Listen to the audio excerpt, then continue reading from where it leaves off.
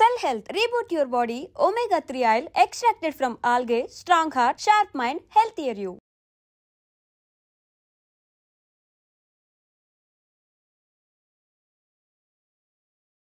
ఇప్పుడు మీరు 91 ఏళ్ళ నుండి 92 ఏట అడుగుపెట్టినట్టుంది కదా, 91 ఏళ్ళు నడుస్తున్నాయి కదా. ఇప్పటికీ మీరు అంత ఎనర్జెటిక్గా అంత హెల్దీగా ఉండడానికి ఏంటి కారణం? అంటే నా జీవితాశయాలు ఇంకా ఫుల్ఫిల్ కాలేదు, అది చెయ్యాలి అన్న ఒక తపన నన్ను ఎలా ఉంచుతుంది అని నేను నమ్ముతాను. నేను యవనంగా నా కోరికలే నన్ను ఎలా నిలబెడుతున్నాయి. తర్వాత మీరు వేసుకునే కాస్ట్యూమ్స్ కానీ మీరు తయారయ్యే విధానం కానీ అంతా కొంచెం డిఫరెంట్గా ఒక మోడల్ లాగా తయారవుతారు కదా, దీనికి ఏమైనా ప్రేరణ ఉందా? ఏంటిది అసలు ఇదంతా? ఇప్పటి నుంచి నేను ఐఎమ్ ఏ డిఫరెంట్ పర్సన్.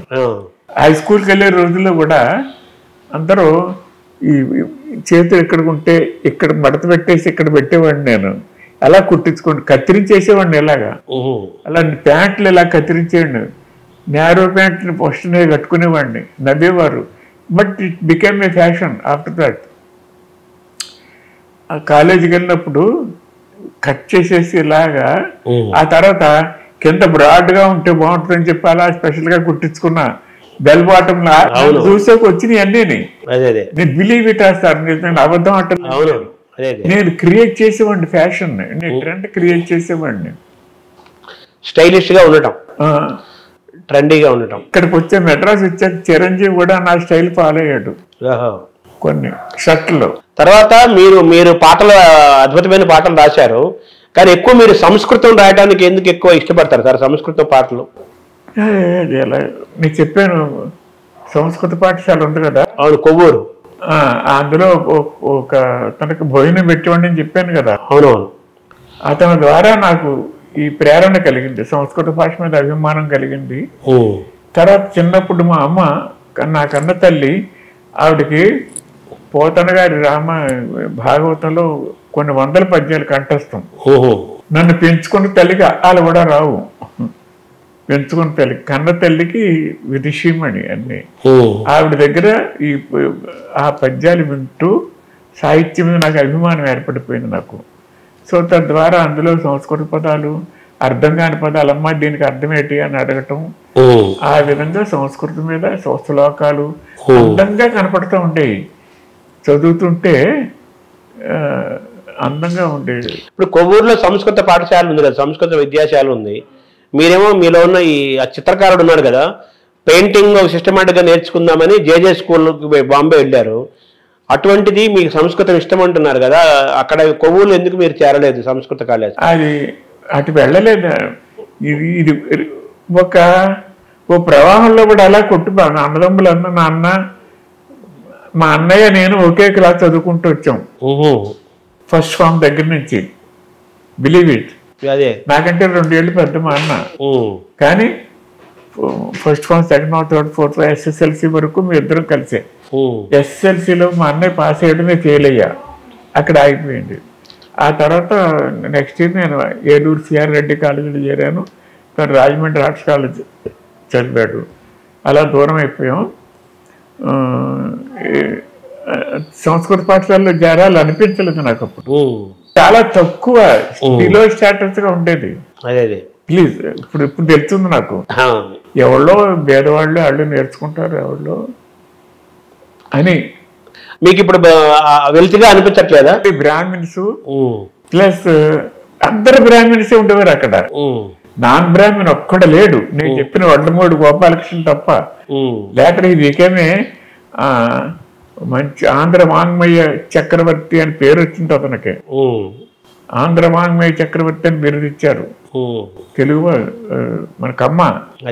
అది చెప్పాను కదా, పేదవాళ్ళు బ్రాహ్మలో మాత్రమే సంస్కృతం నేర్చుకుంటారు.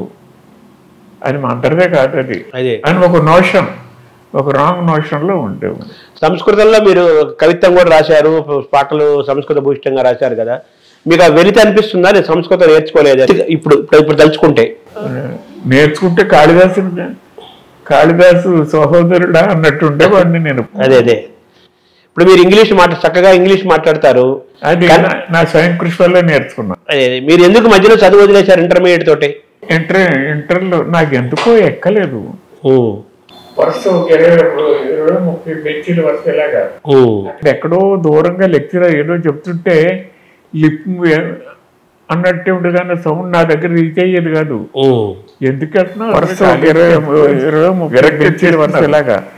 I can't hear what is selling. అదే మూడ్ లేదు, ఇంట్రెస్ట్ లేదు. అప్పుడు వెనకాల కూర్చుని ఖాళీగా ఉండక అప్పుడు పుస్తకాలు మీద నోట్బుక్లు బొమ్మలు వేసుకుంటూ అలా అలా అలా అలా గడిపేసి సెకండ్ ఇయర్ ఎగ్జామ్కి వెళ్ళలేదు. ఇంటర్ సెకండ్ ఇయర్ ఫీవర్ ఏదో వచ్చింది, మానేశాను. కానీ ఆ రోజులో సెప్టెంబర్ ఇది ఎంఎస్ఎం అనేదో అనేవారు. మార్చి సెప్టెంబర్ ఎంఎస్ఎం అంటుండేవారు. మార్చి సెప్టెంబర్ ఎలబుద్ధి కాలేదు. ఇప్పుడు మాకు నన్ను పెంచుకున్న తండ్రికి బస్సు సర్వీస్ ఉండేది. 18 బస్సులు ఉంటాయి. వాటి మీద సూపర్వైజర్గా వెళ్ళి చెక్కింగ్కి కండక్టర్ టికెట్ రాస్తున్నాడు లేదా అని అలా అలా అలా డైవర్ట్ అయిపోయి అందులో 2 ఏళ్ళు ఉండి అక్కడి నుంచి సినిమా లాగేసి మెడ్రాస్ పారిపోతే ఆయనేమో నా మీద కోపం వచ్చేసి మా అన్నయ్య కోరపిల్లి కొడుకుని పట్టుకుపో అటు వెళ్ళిపోవటం అలా జరిగింది. నేను తర్వాత జేజే స్కూల్ ఆఫ్ ఆర్ట్స్కి ఎప్పుడు వెళ్ళారు మీరు? మొట్టమొదటి మెడ్రాస్ స్కూల్ ఆఫ్ ఆర్ట్స్కి వెళ్ళాను. 1 ఇయర్ అక్కడ స్టడీ చేశాను. ఆ తర్వాత ఇక్కడ స్టాండర్డ్స్ కంటే జేజేలు చాలా బాగుంటాయి అని ఎవరో చెప్తే ఇక్కడ స్వస్తి చెప్పి మెడ్రాస్ జేజే స్కూల్ ఆఫ్ ఆర్ట్స్ అక్కడ 5 ఇయర్స్ ఉన్నా. నిజం చెప్పాలంటే ఇక్కడ మెడ్రాస్ స్కూల్ ఆఫ్ ఆర్ట్స్లో ఉన్నప్పుడు కానీ అక్కడ జేజే స్కూల్ ఆఫ్ ఆర్ట్స్లో ఉన్నప్పుడు కానీ నేను స్కూల్కి వెళ్ళింది చాలా తక్కువ, అక్కడ నేర్చుకున్నది 0. నాకు సహజంగానే నాకు ఆర్ట్ వచ్చు. ఎందుకు వెళ్ళేవాడిని అంటే సినిమా సినిమా సినిమా సినిమా. ఇక్కడ మెడ్రాస్ స్కూల్ ఆఫ్ ఆర్ట్స్ మొట్టమొదట వెళ్ళినప్పుడు ఎంట్రన్స్ ఎగ్జామ్స్ రాస్తున్నాం. నా పక్కన ఒకడు కూర్చున్నాడు. మీదే ఊరు అన్నాడు. మాది కొవ్వూరు. ఎక్కడ గోదావరి తీరంలో ఉంటుంది, వెస్ట్ గోదావరి. అతనికి ఏం తెలీదు. ఈజ్ నాట్ నీదే ఊరు అన్నాను. అంటే నిమ్మకూరు అన్నాడు. నిమ్మకూరు అనగానే నిమ్మకూరా నీకు ఎన్టీఆర్ తెలుసా అన్నా. అంటే మా బావేగా అన్నాడు. ఊరిని అనుకుని మళ్ళీ చెప్పు అన్నాను. నిజమా? మా బావే, నేను ఇప్పుడు వాళ్ళింట్లోనేగా ఉంటున్నా అన్నాడు. అంతే, స్వర్గానికి జాని దూరంలో ఉన్నాను నేను అనుకున్నాను. నేను కట్ చేసి 2 రోజులు ఎంట్రన్స్ ఎగ్జామ్ కానీ 3rd day I was there NTR's house మెడ్రాస్లోనే. ఆయన తీసుకెళ్ళాడు. మామూలు చిన్న D క్లాస్ హౌస్ ఆ ఇంటికి తీసుకెళ్ళాడు. ఆ D క్లాస్ హౌస్లో అతను పోయిన అతని కోసం వెయిట్ చేస్తున్నాను నేను. అతను అన్నం తిని ఏదో మార్నింగ్ టిఫిన్ తిని ఆ చేయి కర్టెన్కి ఇలా తుడుచుకుంటూ డోర్ కర్టెన్కి లోపలికి వెళ్ళిన చూసి హలో బ్రదర్ అంటే ఇలా వచ్చిన పక్కన కూర్చుని బుద్ధం మీద చేసి కూర్చుని నేను ఆశ్చర్యపోయాను. వాట్ ఈజ్ దిస్ అనుకుంటే చిన్న ఫ్లాష్ బ్యాక్ ఉంది. అంతకు ఒక 45 డేస్ ముందు మా ఊరు వచ్చాడు. రాయలసీమ కరువు నిధి వసూలు ఫండ్ డ్రైవ్. ఆ సందర్భంలో ఆయనకి నేను 10 రూపాయలు ఇచ్చి 2 పెయింటింగ్లు ఇచ్చారు చిన్న అంత సైజు.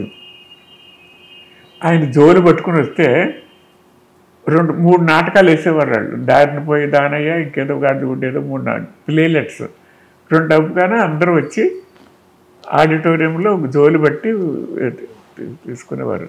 అప్పుడు జీవలక్ష్మి గుమ్మడి గారు ఇంకెవళ్ళో అట్లూరు పుండరీకాక్షి వీళ్ళందరూ అలా అలా తిరుగుతారు. అబ్బా ఒక్కొక్కళ్ళు ఒక్కో వరుసలోకి వస్తున్నారు. ఎన్టీఆర్ నా వరుసలోకి రావాలి. 2 పెయింటింగ్స్ వేసి పట్టుకెళ్ళాను నేను. ఏంటి వస్తారు బాగుండు, దేవుడా దేవుడా దేవుడా ఎన్టీఆర్ ఇక్కడికి రావాలి, ఎన్టీఆర్లా రావాలనుకుంటూ కళ్ళు మూసుకుంటూ నా పక్కన బోసు నా బోసు మై డియర్ బోస్ ఎప్పుడు నాకు అనుయాయి. ఎప్పుడు నేను బాంబే వెళ్తే బాంబే వచ్చాడు, మెడ్రాస్ వెళ్తే మెడ్రాస్ వచ్చాడు. నాకు కూడా ఉండేవాడు. తను ఏమి నేర్చుకోకపోయినా నాకు కూడా నీడలా ఉండేవాడు. వచ్చాడు ఇలా అన్నాడు, ఎన్టీఆర్ అక్కడ ఉన్నాడు, జోలు పెట్టాడు. 10 రూపాయలు వేసి ఆ తర్వాత ఈ 2 కార్డులు ఆయనకి ఎలా చూపించి ఇలా చూశాడు. ఆయన పై జోలు వేసాను.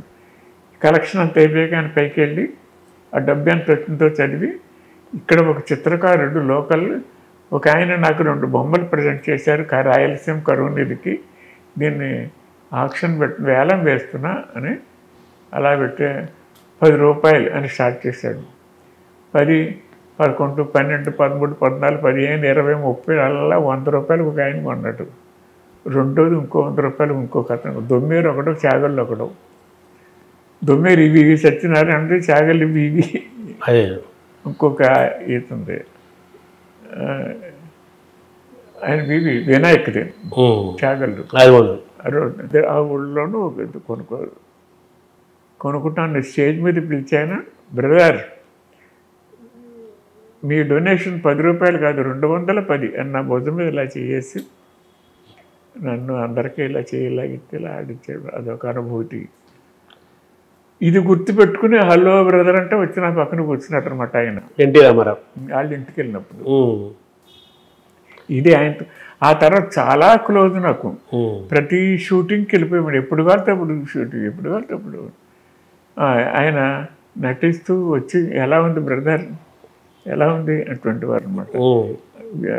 ఇందులో మానిటర్లో చూసుకున్నాను. ఇంకో ఇది కొంచెం బాగాలేదు అనిపించిందంటే ఓకే వీళ్ళు మళ్ళీ చేద్దాం అని, అంత క్లోజ్గా ఉండేవారు.